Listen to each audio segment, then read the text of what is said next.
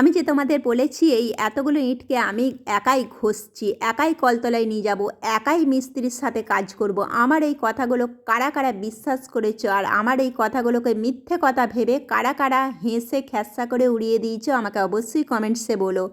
আমার প্রকৃত বন্ধু হচ্ছে যারা আমার এই কথাগুলোকে মিথ্যে কথা ভেবেছো, খ্যাস্সা করে উড়িয়ে দিয়েছো, তারাই হচ্ছে আমার প্রকৃত বন্ধু। কারণ একটা মানুষকে যতক্ষণ না তুমি জেদ ধরাবে, সেই মানুষটা কিন্তু কখনোই সামনের দিকে এগুতে পারবে না।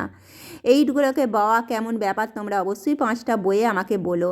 আমারও হতো, আমিও তো নর্মাল মানুষ। আগে আমার হাতে ফোস্কা পড়ে যেত, ঘা হয়ে যেত, রক্ত বেরিয়ে যেত। ওই যে বললাম না, জেদ জেদ এখন আমার এই দুটো হাতকে না পাথর করে দিয়েছে, লোহার মতো।